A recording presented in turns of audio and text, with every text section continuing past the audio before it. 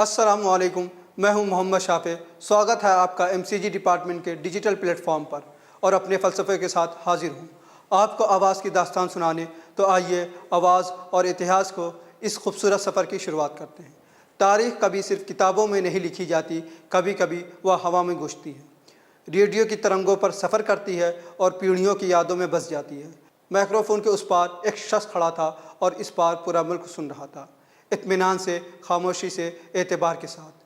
اور ان آوازوں میں سب سے بلند نام تھا میلوو دی میلوو، بھارتی براڈ کاسٹنگ کے پائنیئر اور آل انڈیا ریڈیو کے سب سے معتبر کمنٹیٹر میں سے ایک۔ آج کے اس ایپیسوڈ میں ہم جانیں گے کہ کس طرح ان کی آواز تاریخ کی آواز بن گئی، خاص طور پر اس لمحوں میں جب پورا ملک غم میں ڈوبا ہوا تھا۔ مہاتما گاندھی کی انتم یاترا کے دوران۔ تو ہمارے ساتھ رہیے اور چلیے بھارتی ریڈیو کے سنہرے دور کے اس خوبصورت سفر پر۔ ذرا تصور کیجئے 1940 کا ہندوستان، نہ ٹیلی ویژن، نہ انٹرنیٹ، نہ سوشل میڈیا کی فوراً خبریں۔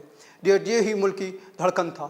دور دراز کے دیہات سے لے کر بڑے شہروں تک لوگ خبروں، اعلانات اور قومی واقعات کے لیے آل انڈیا ریڈیو پر اعتماد کرتے تھے۔ اسی ماحول میں ایک آواز ابھری جو جلد ہی سکون، اعتبار اور وقار کی پہچان بن گئی۔ میلوو دی میلوو 1913 میں پیدا ہوئے۔ میلوو دی میلوو نے اس وقت براڈ کاسٹنگ کی دنیا میں قدم رکھا جب ہندوستان میں ریڈیو اپنے ابتدائی مرحلے میں تھا۔ جب وہ آل انڈیا ریڈیو سے وابستہ ہوئے تو براڈ کاسٹنگ محض ایک نوکری نہیں تھی، بلکہ قوم سازی کا ایک اہم ذریعہ تھا۔ ان کی واضح ادائیگی، انگریزی زبان پر مضبوط گرفت اور متواضع انداز پیشکاری نے انہیں فوراً مقبول بنا دیا۔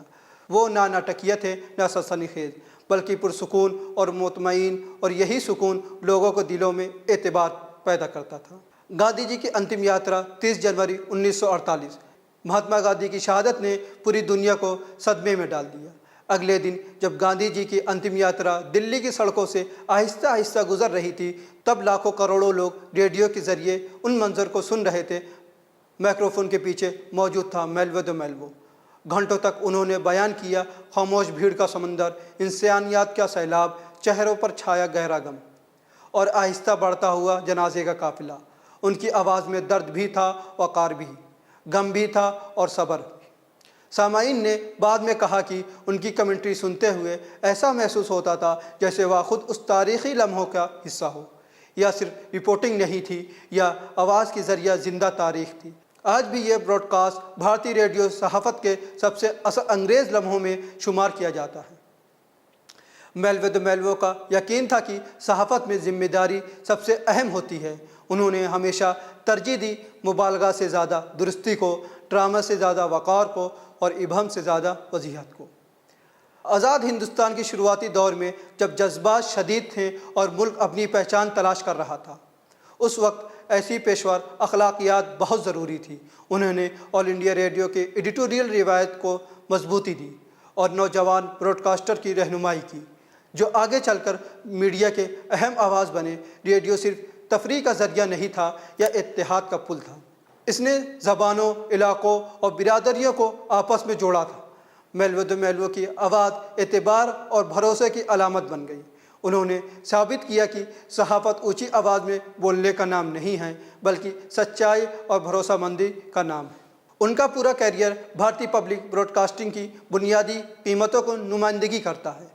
آج ہم پوڈ کاسٹ، لائیو اسٹریم اور انسٹنٹ اپڈیٹ کے دوران میں جی رہے ہیں۔ ٹیکنالوجی بدل گئی ہے، وسائل بدل گئے ہیں، لیکن ذمہ دار براڈ کاسٹنگ کے اصول آج بھی وہی ہیں۔ ہر بار جب کوئی پترکار کسی قومی واقعہ کو لائیو بیان کرتا ہے، وہ اسی راہ پر چلتا ہے جس پر کبھی میلوو دی میلوو جیسے پائنیئر چلتے تھے۔ ان کی وراثت ہمیں یہ یاد دلاتی ہے، وقت بدلتا ہے، وسائل بدلتے ہیں، مگر اعتبار ہمیشہ قائم رہتا ہے۔ آج کے اس ایپیسوڈ کے اختتام پر آئیے یہ یاد رکھیں کہ تاریخ صرف لکھی نہیں جاتی، اسے بولا بھی جاتا ہے اور سنا بھی جاتا ہے۔ میلوو دی میلوو محض ایک براڈ کاسٹر نہیں تھے، وہ ایک بدلتا ہوا ملک کی آواز تھے۔ آواز کی داستان سننے کے لیے آپ کا بہت شکریہ۔ اگر آپ کو ایپیسوڈ پسند آیا ہو تو اسے ضرور شیئر کیجیے، اور میڈیا کو اس پائنیئر کو یاد رکھیے جنہوں نے ہمارے میڈیا منظرنامے کو شکل دی۔ اگلی ملاقات کے لیے میں ہوں محمد شافع، آپ سے اجازت چاہتا ہوں۔